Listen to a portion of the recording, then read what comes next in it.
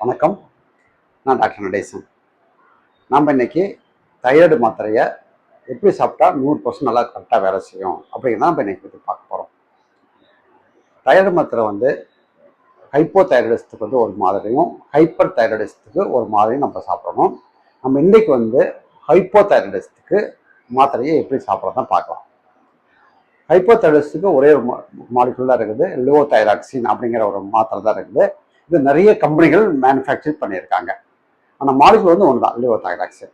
இது வந்து நம்ம பிளட் டெஸ்ட் பண்ணிவிட்டு டாக்டர் வந்து பரிந்துரைக்கக்கூடிய அளவை வந்து நம்ம கரெக்டாக சாப்பிடணும். சில டைமில் சாப்பிட்றதுல வந்து எப்படி சாப்பிட்டா நல்ல பலன் கிடைக்கும் அப்படின்னு பார்த்தோம்னா, ஃபர்ஸ்ட் வந்து வெறும் வயிற்றுல தான் சாப்பிடணும் மாத்திரையை.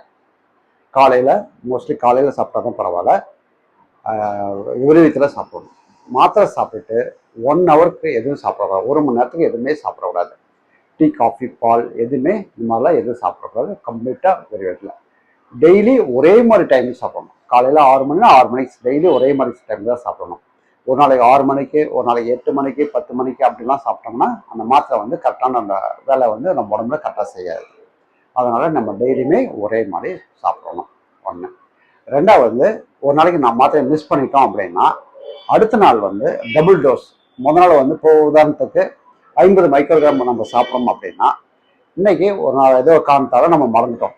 அடுத்த நாள் நம்ம சாப்பிட்றப்ப டபுள் டோஸ் 100 மைக்ரோகிராம் 2 மாத்திரை சாப்பிட்டுக்கலாம்.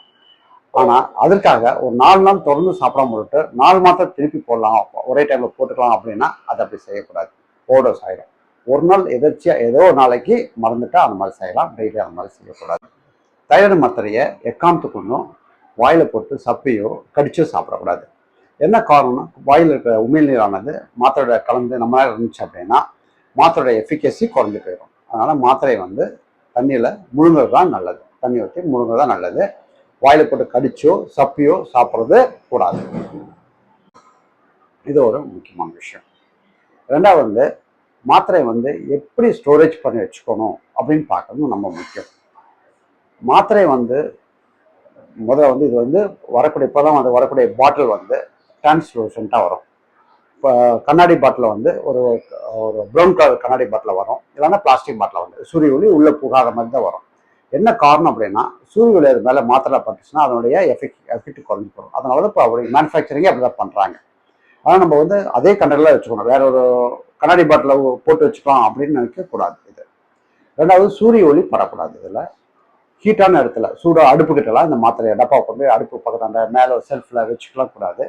ஈரப்பதம் இருக்கக்கூடிய இடம் பாத்ரூமில் வச்சுட்டு நம்ம யூஸ் பண்ணக்கூடாது. அந்த ஈரப்பதமும் நம்ம இந்த மாத்திரையுடைய எஃபிகசி வந்து குறைக்கும்.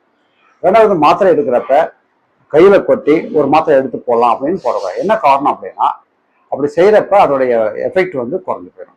ஒரு மாத்திரை தான் இப்போ இன்னைக்கு வந்து ஒரு மாத்திரை தேவைன்னா ஒரு மாத்திரை மட்டும் நம்ம எடுத்து சாப்பிட்றோம். எல்லா மாத்திரையும் கையில் கொட்டிட்டு அது வந்து ஒரு மாத்திரை எடுத்து மீதி பாட்டில் போடுறப்ப அதோட எஃபிகசி குறையும். இதெல்லாம் தான் முக்கியமான ஒரு விஷயம் தைராய்டு மாத்திரை வந்து கரெக்டாக வேலை செய்யறதுக்கு. நன்றி, வணக்கம்.